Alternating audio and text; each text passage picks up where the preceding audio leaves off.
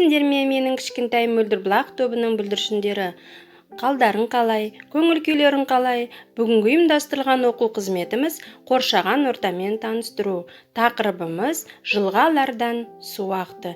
Кәнекей балалар, бәріміз бірге шаттық шеңберін қайталайық.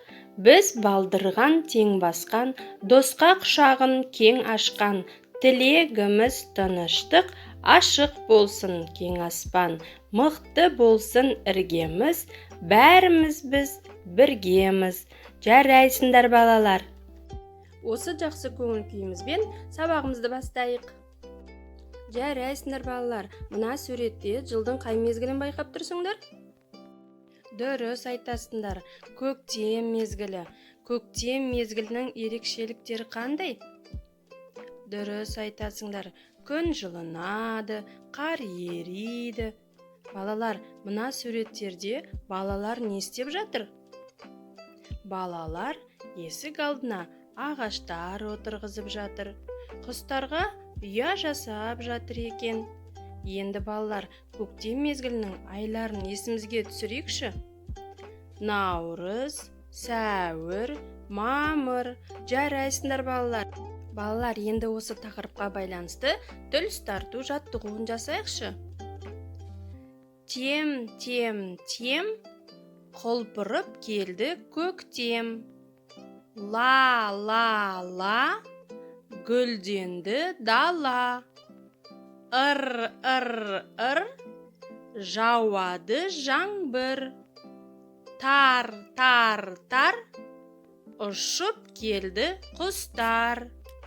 Жарайсыңдар балалар, бұл жаттығуды ата-аналарымен бірге үйде қайталауға болады. Енді балалар, бәріміз сергіп алайық.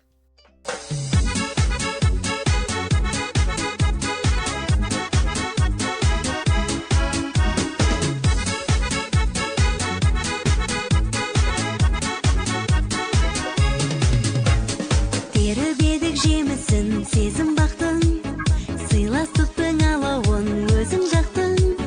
Сенің думан тойының әнін естіп, есігіңді шыдамай өзім қақтым. Бүгін қандай тамаша, көңілді күн, көңілді күн, көңілді күн. Сені қуанышыңмен құттықтаймын, бақытты бол жан досым.